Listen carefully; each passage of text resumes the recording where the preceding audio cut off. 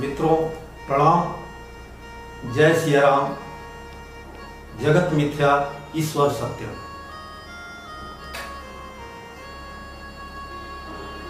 मित्रों, पिछले दिनों हमारे वीडियो पर आप लोगों ने बड़ा प्यार दिया, इसके लिए तहे दिल से मैं आप लोगों का आभार व्यक्त करता हूं। मित्रों, अभी हमारे चैनल चंद्रवंशी ज्ञान में जो सामाजिक, ऐतिहासिक और धार्मिक के साथ, राजनीतिक के साथ साथ ये चारों बातों का जो हम आदान प्रदान करना चाह रहे थे, अभी सामाजिक, धार्मिक और ऐतिहासिक बातों पर एक भी चर्चा नहीं हुई। राजनीतिक बातों पर ही चर्चा हो रही है। आज भी हम राजनीतिक बात पर ही चर्चा करेंगे। इधर बहुत दिनों से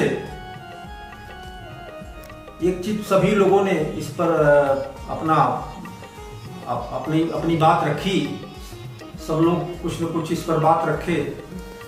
जो जेनजी का उठा पटक अभी खत्म नहीं हुआ।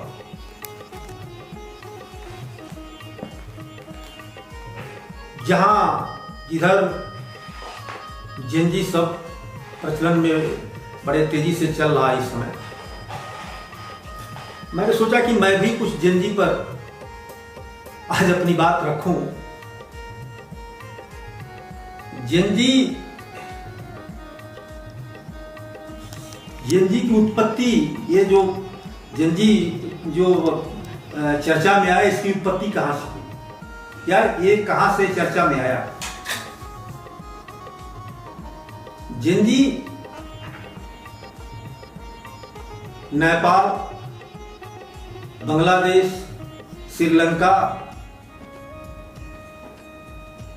की घटनाओं के बाद से जेनजी आया।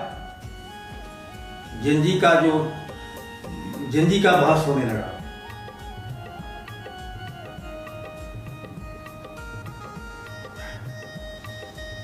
हमारे भारत में भी कुछ लोग कहने लगे कि यहां भी जेनजी हो जाएगा, यहां भी जेनजी की जरूरत, जेनजी होना चाहिए। नेपाल, भारत, बांग्लादेश जैसी चीजें होनी चाहिए। कुछ कहीं चर्चाएं होने लगी।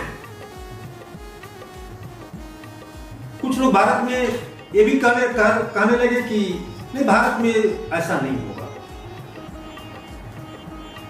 खैर,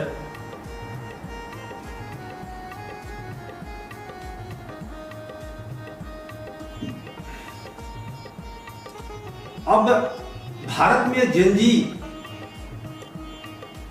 मतलब एक पेपर लीक जब हुआ, उसको लेके एक आंदोलन शुरू हुआ।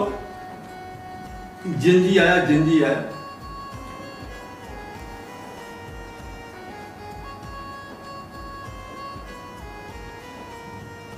पेपर लीक होना दुर्भाग्य है। मैं पहले भी अपने वक्तव्य में कहा था, पेपर लीक होना अपराध है। पेपर लीक होना, बार बार लीक होना, ये दुखद है। निश्चित रूप से हमारे यहां, और देश की तो बात नहीं जानता, मेरे यहां पेपर लीक की घटनाएं बहुत हुई और रुक नहीं रहा था। आगे जो होगा, इससे हमारे जो बच्चे हैं, हमारे युवा हैं, काफी परेशान हुए, काफी परेशान होते हैं।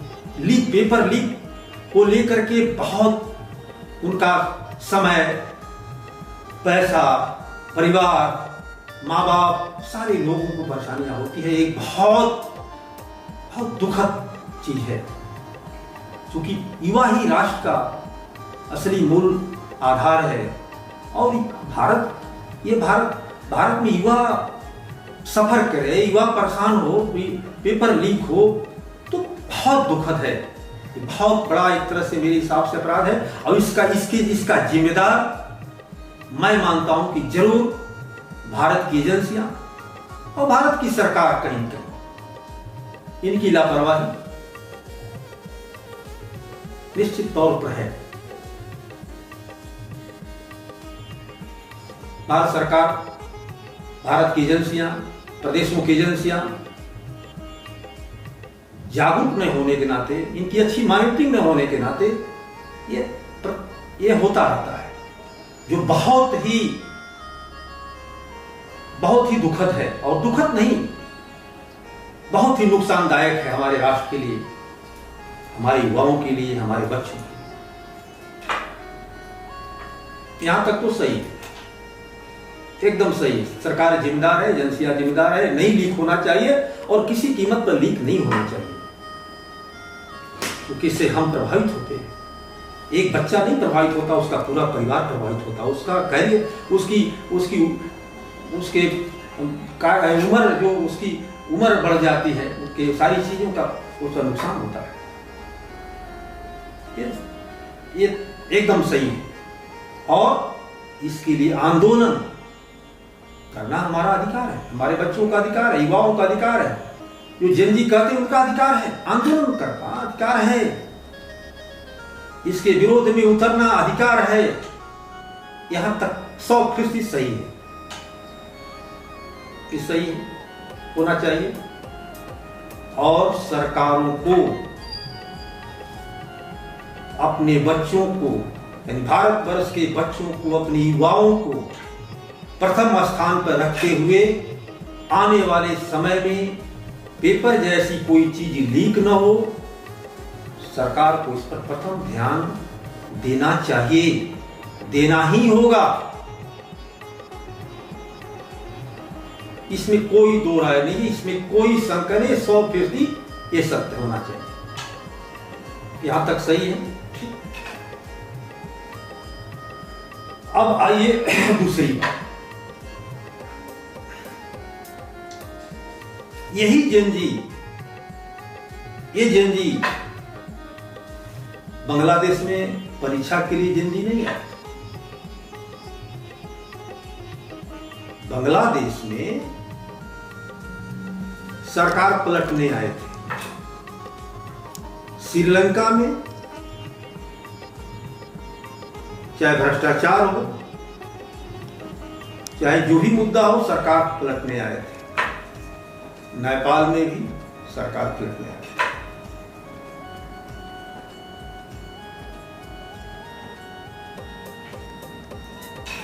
बांग्लादेश में कट्टरवादियों ने, क्योंकि जो सरकार बांग्लादेश में उस समय थी वो भारत के मित्रों संबंध थे, कट्टरवादी सरकार नहीं है। कुछ कट्टरवादियों ने, कुछ बाहर के दूसरे देश के लोगों ने बांग्लादेश में तख्ता उथल पुथल कराया, सत्ता से बेदखल किया तटस्थ सरकार। श्रीलंका में भ्रष्टाचार के नाते, जिसके नाते तख्ता उलट हुआ, नेपाल हुआ, लेकिन उसके बांग्लादेश का भी आंदोलन हाईजैक हुआ, श्रीलंका का भी आंदोलन, नेपाल का आंदोलन हाईजैक हुआ।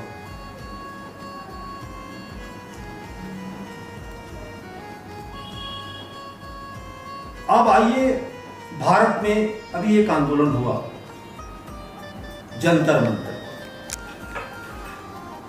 भारत पे जंतर मंतर पर भी आंदोलन हुआ। किसके लिए? उसका मुद्दा क्या था? नीट का पेपर आउट, नीट का पेपर आउट। भाई नीट का पेपर आउट तो अच्छी बात है, आप आंदोलन कर रहे हैं, अच्छी बात है, यहां तक तो अच्छी बात है। अब बात आती है कि नीट का पेपर आउट हुआ, जंतर मंतर पर आंदोलन शुरू हुआ।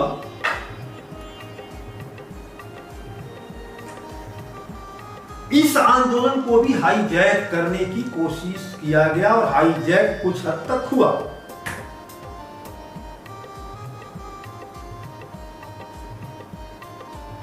कैसे हुआ? नीट का परीक्षा दोबारा हो गई। नीट की परीक्षा दोबारा हुई, उसके बाद यह आंदोलन हुआ। और नीट की परीक्षा होने के बाद संसद पर चढ़ाई, संसद पर चढ़ाई।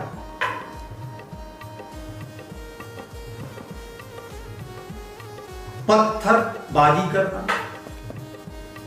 गाड़ियों को फूटना, तोड़ फोड़ करना, पुलिस पर कातिलाना हमला करना, सेना को गाली देना, भारत माता को गाली देना, दुर्गा माता को गाली देना, भगवान राम को भी गाली देना, सीता मैया को गाली देना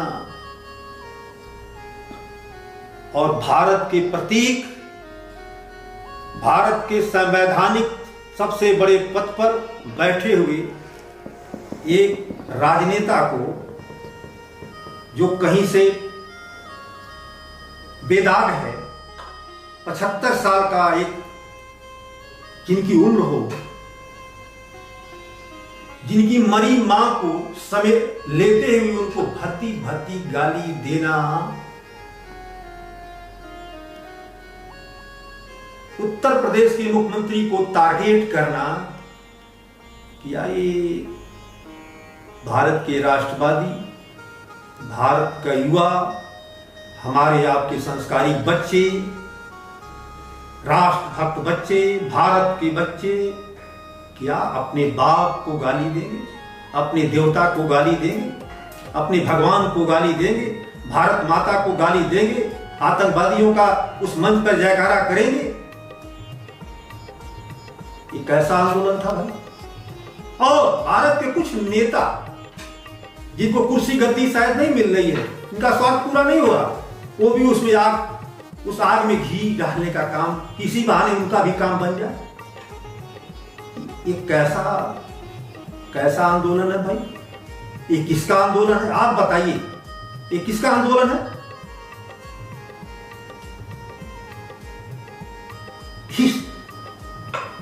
भारत को नेपाल बांग्लादेश बनाने का पुरजोर असफल प्रयास किया गया, लेकिन दुर्भाग्य कहिए या सौभाग्य कहिए, टर्निंग पॉइंट आया। कहां टर्निंग आया भाई?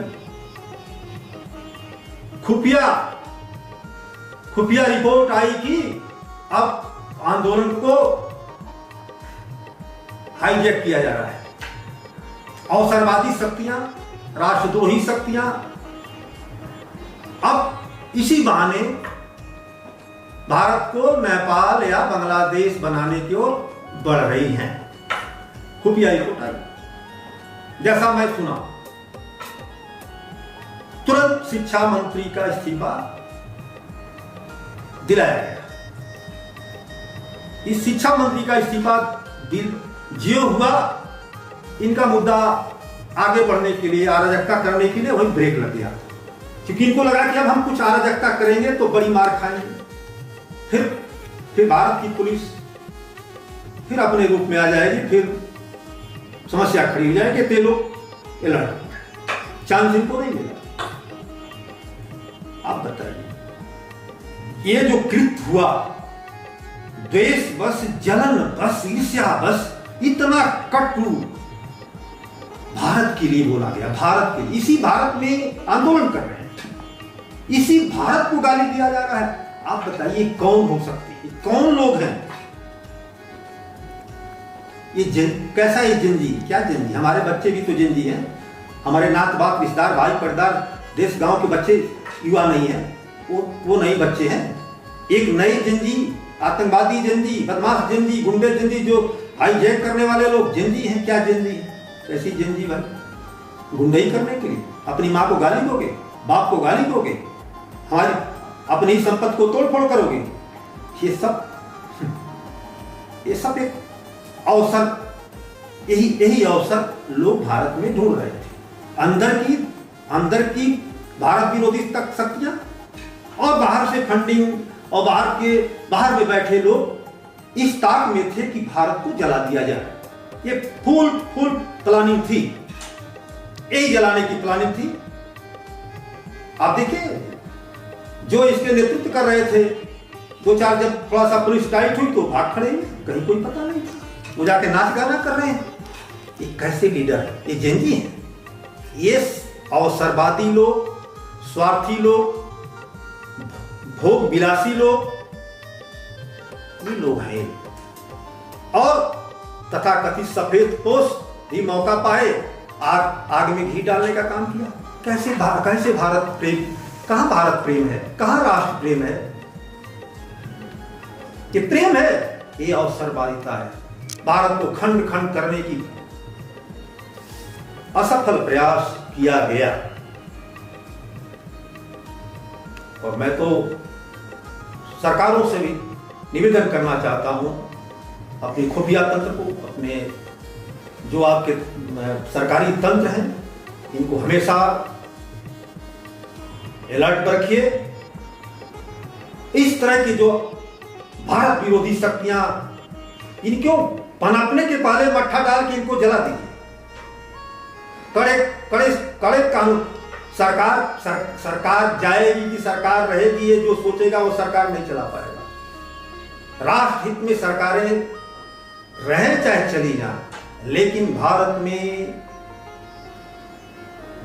के अंदर राष्ट्रद्रोही शक्तियां, बाहरी शक्तियां जो राष्ट्र को नुकसान पहुंचाने वाली काम कर रही हैं, फंडिंग जो बाहर से हो रहा है, तो ऐसे दुष्टों का दुष्ट दलन करना पड़ेगा।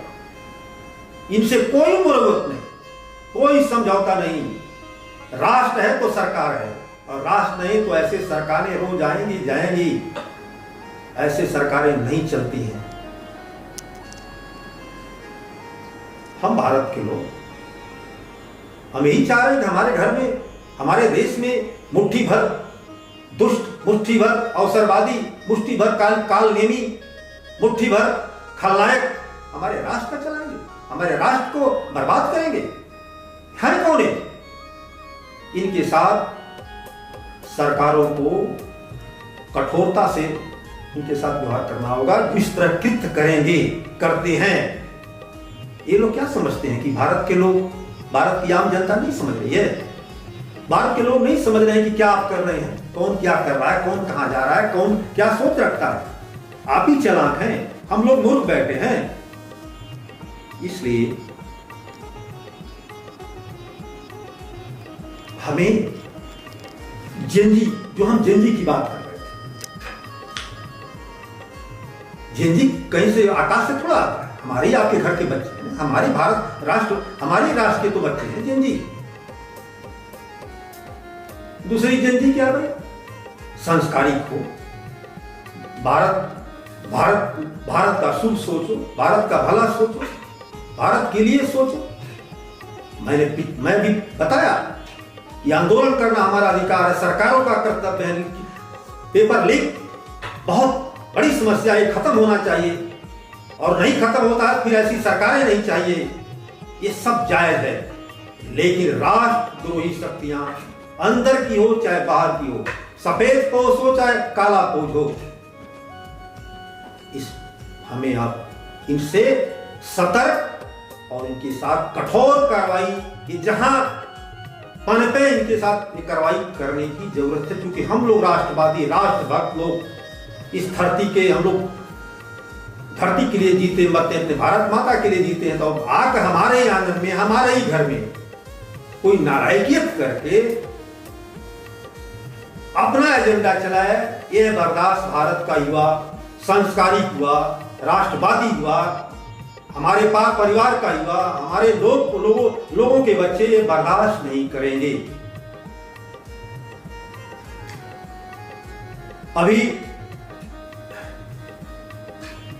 अभी देखिए, यहीं पर एक आंदोलन हो रहा है रांची में, क्या हम लोग नहीं देख रहे क्या? दिल्ली का आंदोलन और वही रांची का आंदोलन देखिए, निहायत शरीफ बच्चे हैं रांची में बैठे, वहां कोई वहां नहीं जाता है आंदोलन करने।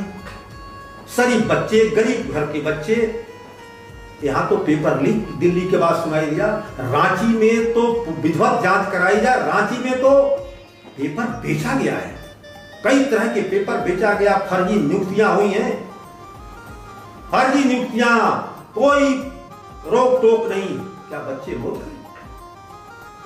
उन बच्चों का मांगे मानी जानी चाहिए, उन भर्तियों को रद्द किया जाना चाहिए, सरकार को निष्पक्ष होना पड़ेगा, बच्चों के हित में काम करना पड़ेगा, अन्यथा सरकार को भी नुकसान उठाना पड़ेगा। एक देश के लिए युवा हमारी ताकत है। आप अपने स्वार्थ भी युवाओं के साथ अन्याय नहीं कर सकते, लेकिन ये दिल्ली का आंदोलन और रांची का आंदोलन, दोनों में वहां आंदोलन हो रहा है, बच्चे ईमानदारी से हो रहे हैं, अपनी बात मांग रहे हैं, प्रेम से बात कर रहे हैं, सरकार के साथ हैं, राष्ट्रवादी बच्चे। यही दिल्ली में मुट्ठी भर भारत विरोधी बच्चे घुस आए। ऐसा नहीं है कि आंदोलन के नाम आप, आंदोलन तो हर जगह होता है, लेकिन हम भी देख रहे हैं, वो भी देख रहे हैं, देश देख रहा है कौन क्या कर रहा है, कौन खलनायक और कौन नायक है, देश देख रहा है। तो जेनजी ऐसा कुछ नहीं है, जेनजी हमारे आपके बच्चे हैं। जेनजी के नाम पर हमारे भारतवर्ष को, इस देश को नुकसान न पहुंचाया जाए। सरकार से भी मेरी अपील है कि नौजवान ही आपकी ताकत है, नौजवान ही राष्ट्र का मुख्य आपका वो ताकत है, यही दिशा और दशा देश का बदलता है। सरकारें पहले नौजवानों की सुने, युवाओं की सुने, समय से इनकी परीक्षा कराएं, नकल को रोकें।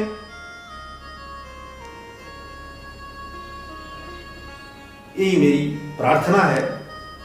कोई जेनजी और कोई कुछ नहीं होता है, हमें सावधान रहना होगा। जेनजी की आड़ में, युवाओं की आड़ में राष्ट्र की क्षति न हो, हमें आपको सावधान रहना पड़ेगा। और मैं आप लोगों के बीच अपनी बात रखा। प्रणाम, जय श्री राम।